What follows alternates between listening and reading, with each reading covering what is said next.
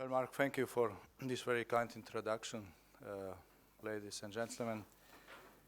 The topic of this lecture and discussion is very common during those days in Europe.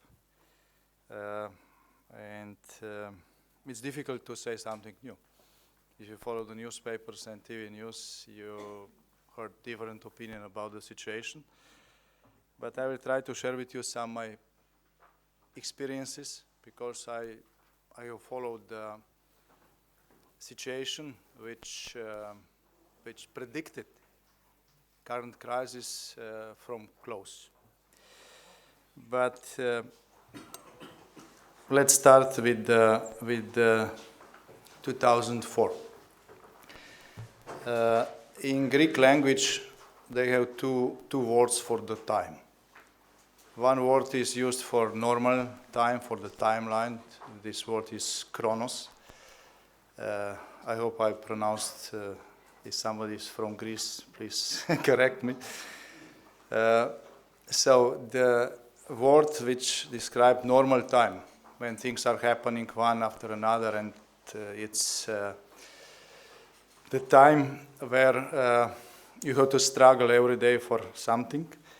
This word is chronos, but they also have another word, which is kairos, and this word is describing special time in the history, special time where it seems that everything is possible, where it seems that the window of opportunity is widely open, and that everything good can happen together.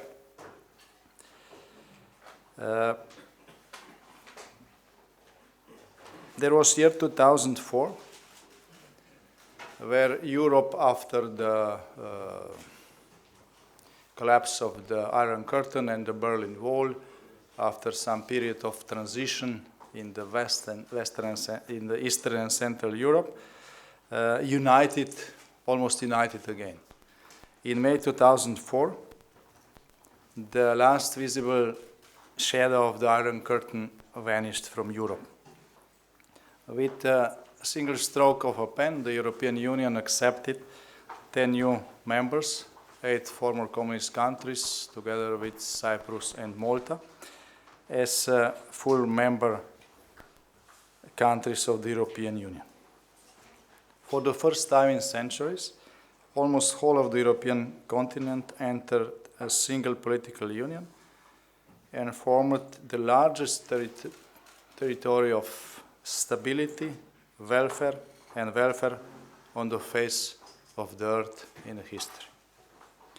It seemed to everyone that the smooth and wide road of the European destiny led only straight forward, while optimism splashed over the rim of political prudence.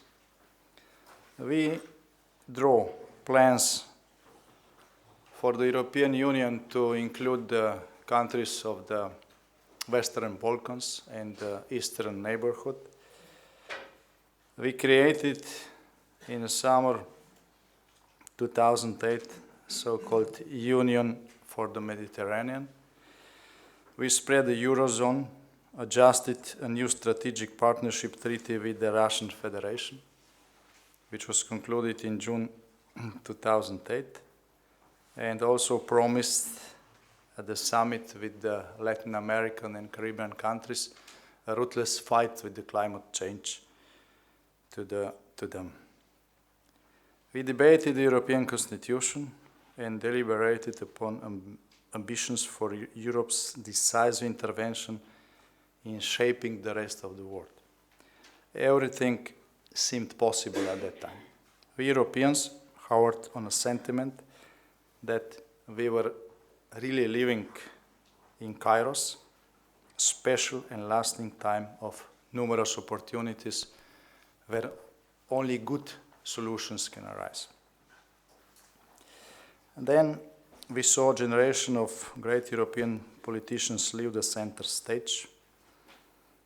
The generation of statespersons who carried their own vivid memories of the horrors of the Second World War and of all the efforts they put into the foundation of the European Union to prevent a similar tragedy from happening again. It was a change of generation of European politicians. And this generation was mostly followed by technocrats, full of phrases they did not understand, and brilliant disciplines of political marketing with unbridled personal ambitions. That particular change of generations is among the reasons why many threats that bred in the East and the South were overlooked and now challenged Europe. In the first half of 2008, there was Slovenian presidency of the European Union. At the time I was president of the European Council. And this was the time where this period of Kairos was at the edge, was finishing. Immediately after this period, a time of troubles in Europe started, those built with swiftness never seen before. In June 2008, we believed that the Irish rejection to ratify the Lisbon Treaty is the biggest problem we can meet in Europe. The European press called this Irish referendum a huge crisis, the beginning of the end of the world and so on. But the months which followed proved that this was just a minor problem. Of course, Ireland, after that, repeated the referendum and accepted the Lisbon Treaty, which entered into force. But at the same time, the financial and economic crisis hit Europe, whole Western world, but especially Europe, especially the most developed European countries, part of Eurozone. And all members of the European Union, with the exception of Poland, entered a recession. In August 2008, the Russian military intervened in Georgia. This act buried the strategic partnership, the new strategic partnership, the agreement which we had negotiated for years and concluded in June 2008. Many European countries sacrificed their own so-called national interest to be able to fulfill this agreement, and with one military intervention in Georgia, this period was cancelled. The European Union started to debate the sanctions against Russia, and we know what followed. Then we saw the Greek drama and Euro rescue operation which followed. The Troika intervened in Ireland, Spain, and Portugal. The so-called Arab Spring mostly crumbled into a group of failed Mediterranean countries, which had a drastic impact on the safety of Europeans. And in the last period, the migratory crisis and the Brexit shook the foundations of the European Union, of the entire European civilization. Some aspects of the current European position may be compared to the Roman Empire before the division into its eastern and western part. It's different time, we use different technology, but some aspects are clearly similar. Europe now is rich, but old, and with the low birth rates, we lack unity when we discuss the main problems. We suffer from a crisis of values and are surrounded by an expanse of demographic inflation and instability, shaken by wars and poverty. The average age of a European is between 40 and 50 years, closer to 50 years. In the same period, the population of some large African and Middle Eastern countries doubled or tripled. in the last period. The average age on the African continent stays between 20 and 30 years, closer to 20 than to 30. At the same time, the total GDP of all African continents, of all 50 or something countries of the African Union, corresponds to the GDP of California. So California, with 39 million people, has the same GDP as whole African continent. Translate this into the living standard and you will see the difference. These are many, there are those and many other data prove very convincing in their depiction of current challenges, which may or may not prove fatal to the European civilization. There is little time left to find permanent solutions. The golden age of stability, substantial growth and development in Europe ended for a considerable time to come. This is clear. How long is this period and what will be the end? We don't know. It is not decided yet. It also depends on what we do and what we can do, what we will do. So we live in an age of tremendous challenges and very poor response. As I said before, state persons from the period of European reunification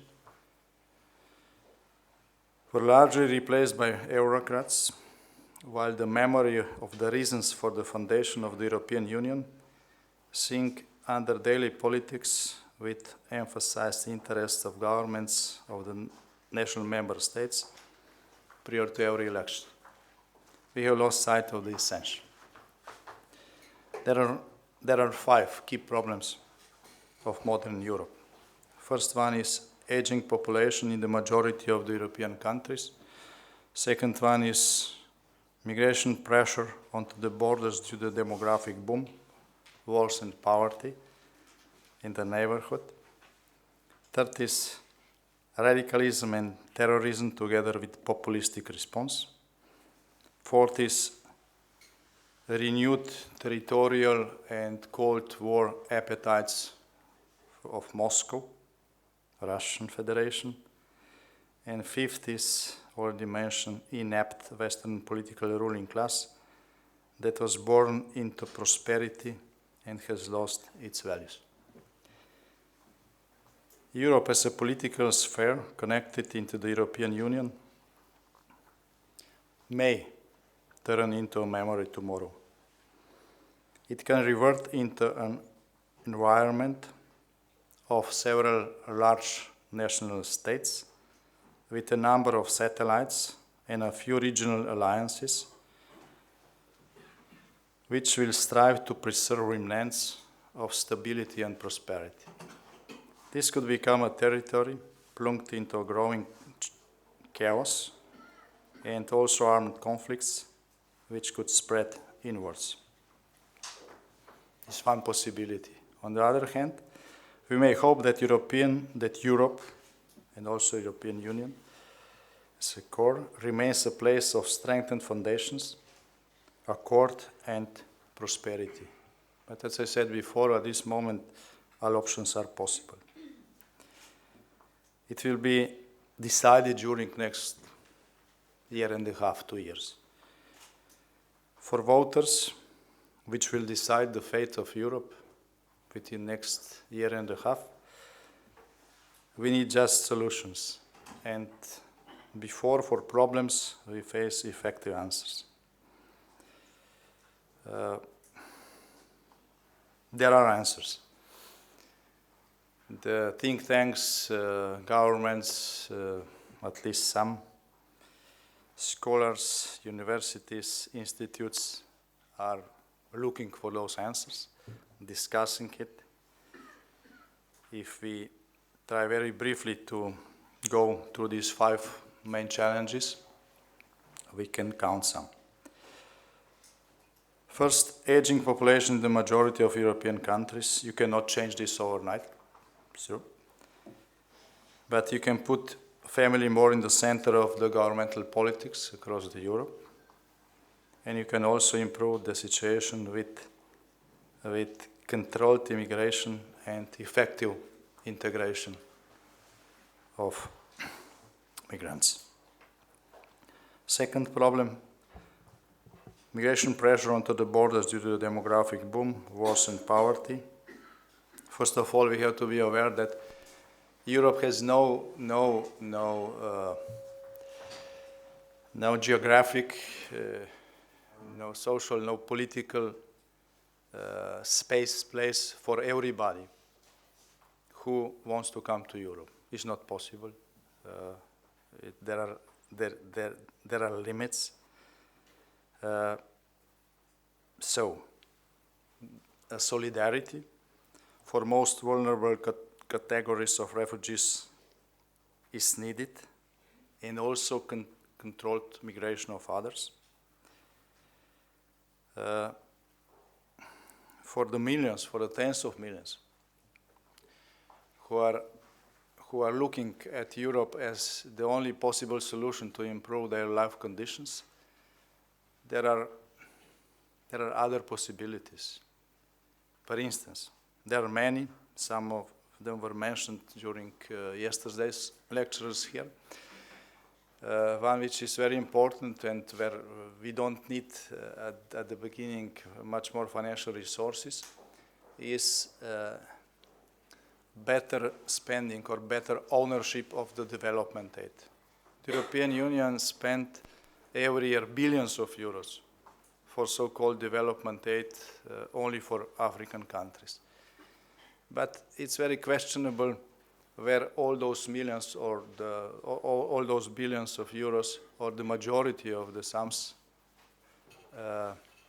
end. It's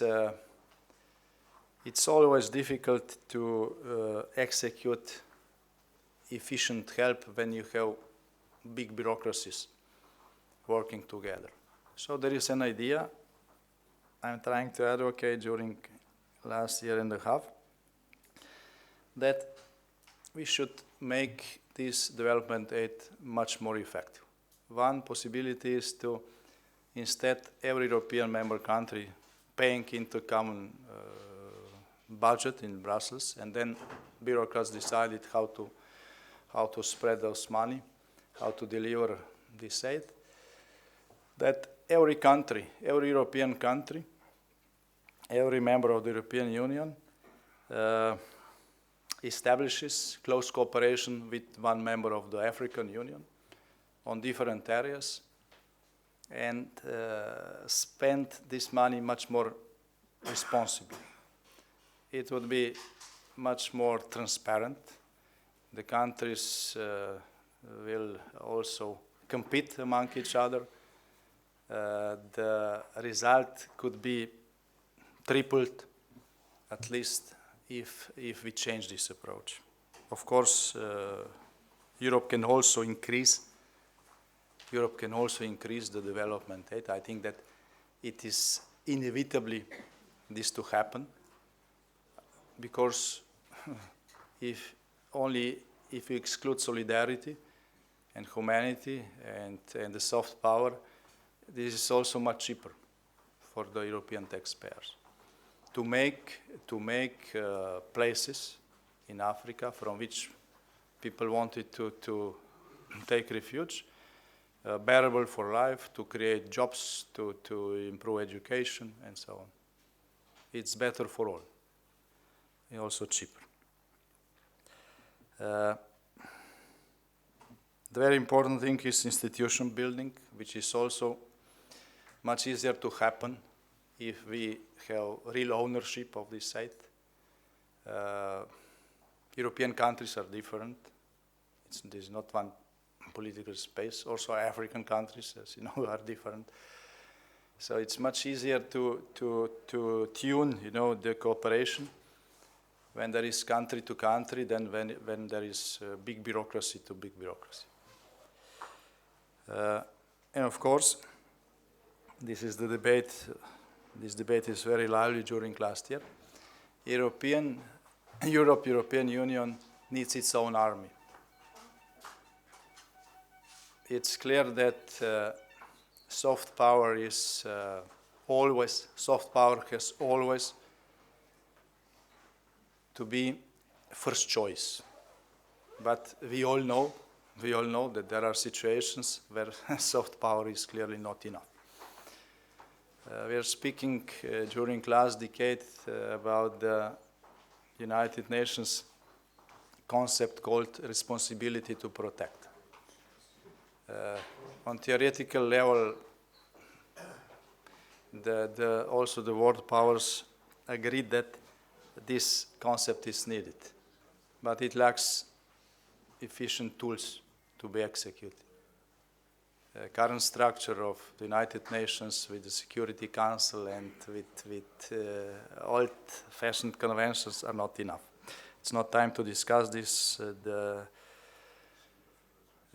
Institute tried 4 years ago to propose the upgrade of current conventions on time. 4 years ago, we launched the initiative to upgrade the Genocide Prevention Convention. At that time, we started to speak about the civil war in Syria.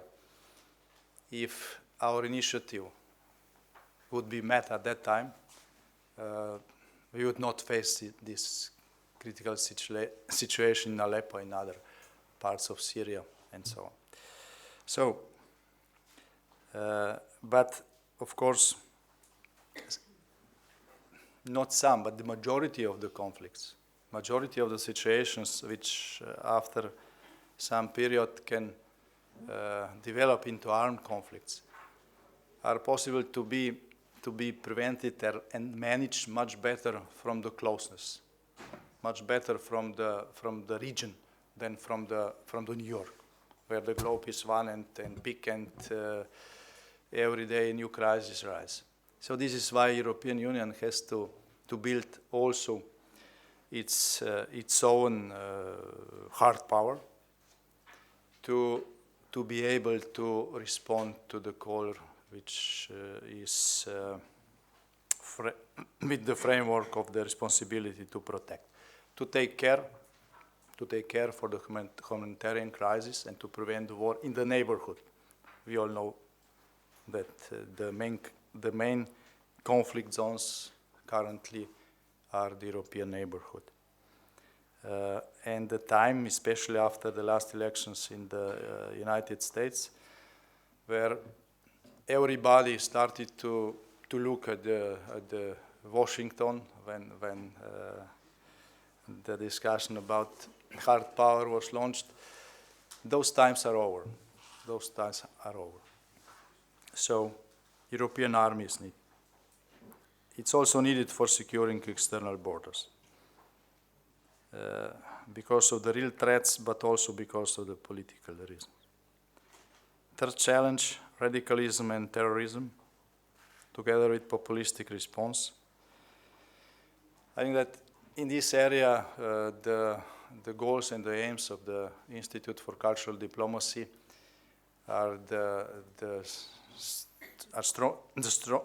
is strongest links between our aim and goals and values and the need to prevent radicalism and terrorism.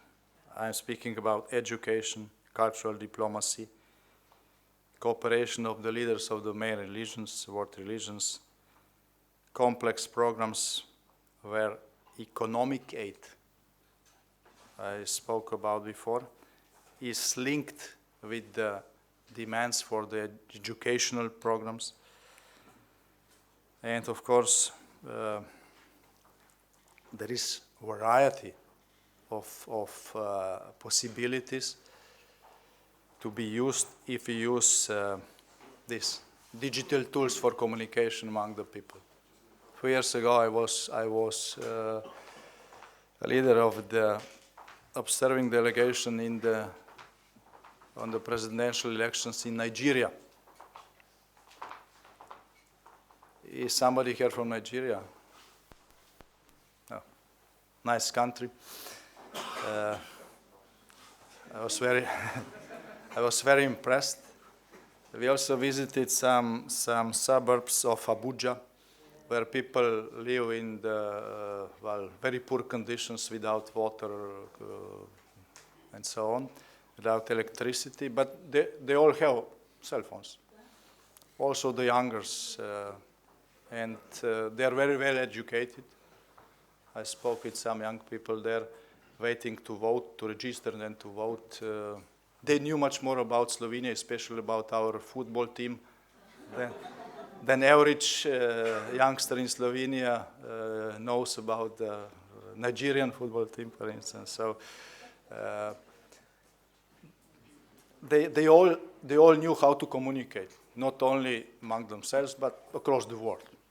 So we are not aware of all possibilities which these new technologies are bringing, also to bridge the gaps, to enhance the communication, to fight against prejudices, to fight radicalism. So I think that United Nations should develop special programs using new digital tools, smartphones, and so on, to use it. If we see the demographic picture of the Africa, for instance, the average age 25, and this is new generation. It's not possible to communicate the same way as was possible in 60s or 70s. Fourth problem, renewed territorial and Cold War appetites of Moscow. I think that the biggest mistake which was done was that there was no clear line drawn at the beginning.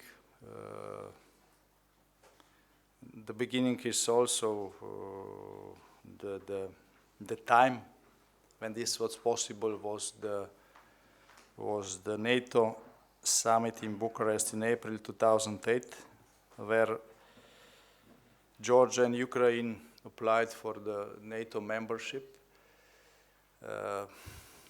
It was prolonged, refused, and of course, after a few months, Russia military intervened in Georgia, and the new era started. I think that drawing clear lines, we still need to do this. Of course, some countries in the European Eastern neighborhood already paid huge price because this was not done. The political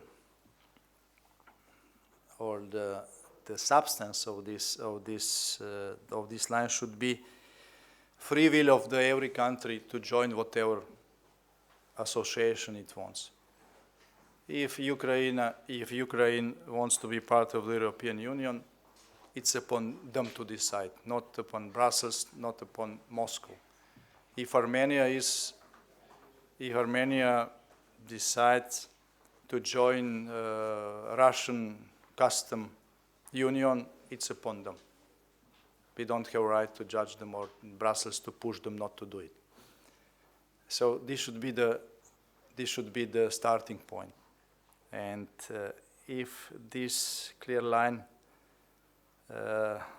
was drawn clearly in 2008, Europe today would not face this situation. So it's not only Moscow to be blamed for this.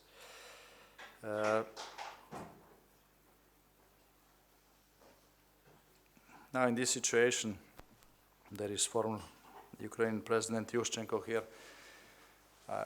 I'm not to speak against him or instead of him, but still it's shame for me also as European, as citizens of the country which is member of the European Union. Then there was a referendum in Netherlands when they refused to ratify accession treaty of Ukraine for the European Union. So it was very, how to say, against everything what was invested into the same foundations of the European Union. And I hope that European institutions will somehow find a solution for this very soon. Speaking about the fifth problem, this is inept Western political ruling class that was born into prosperity. I remember those days when we negotiated for the membership of the European Union. It was very difficult to describe somebody on the West, the conditions we had lived in before the changes, before the independence, before the fall of the Iron Curtain. It was very difficult to somebody who was born into wealth, into everything was safe and secured and predictable. That there are also conditions where people are not living on the same way. But thanks God, during those period 25 years ago, the European continent or the European Union still had politicians who knew why the European Union was created, that this is not only community of steel and coal and the economic interest and common market, that the first goal was to preserve peace, to enhance cooperation, to make European continent safe from the atrocities which our ancestors faced in the 20th century. So the values which were followed by Schuman, De Gasperi, Adenauer, also Helmut Kohl, Helmut Schmidt, Mitterrand, Václav Havel, Wolfgang Schüssel, at that time still exists. Also some of those I counted were active. When they left, we faced a real gap. So let's hope that for the next 2 years, electors in key Western countries will vote reasonably. When I speak about the key Western countries, I mean the biggest European countries. The fate of the Europe does not depend on the voters in Slovenia or Croatia or Latvia. Partially yes, but not significantly. But the fate of Europe depends on the voters in Germany, France, Italy also, and so on. It's very bad that the Great Britain decided to leave the European Union with one vote which was totally unnecessary. This is clear proof how politicians are able to shoot themselves in the knee, sometimes twice. So there's no need to announce referendum. 2 years before or 3 years before, you never know what will happen after 3 years. You can have very favorable figures in public polls, 60–70% support for something, and if you are triggered by these figures to announce referendum after a year, 2 years, 3 years, it's totally unreasonable. The same happened in Italy recently. Referendum is always also about the government, not only about the issue. So with one vote, European Union lost 20% of the economy of the market. The biggest military power left the European Union, or it's on the way to left. And the most important consequence is political consequence. This is the first time that somebody is leaving European Union. It was unimaginable during the times described as Kairos 10 years ago. The situation is still manageable, but not by the same people who created the situation. It's very unlikely that somebody who created the problem will solve the problem. So let's hope that for the next 2 years, electors in key Western countries will vote reasonably, avoid extremes, which are in some countries, offered as a very fast solution for all problems. But that will also detach from destructive political correctness. Political correctness is something which largely contributed to this situation. So European Union during next period, during this telling elections, must rise again as a place of values, where not political correctness, but truth remains the foundation of mutual respect, solidarity, and prosperity. Thank you.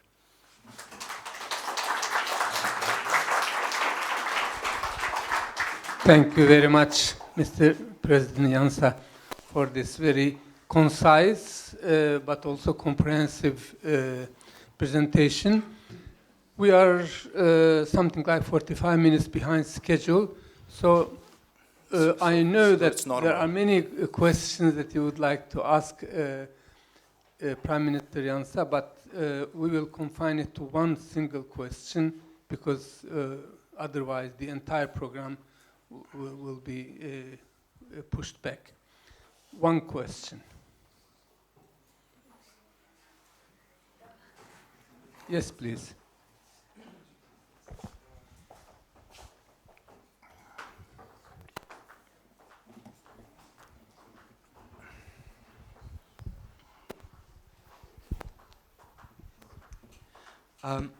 Seeing Europe at crossroads, I would like to point out the fact that you cited earlier cases of states choosing to get to customary Russian side and saying it's on them. And later, talking about Brexit,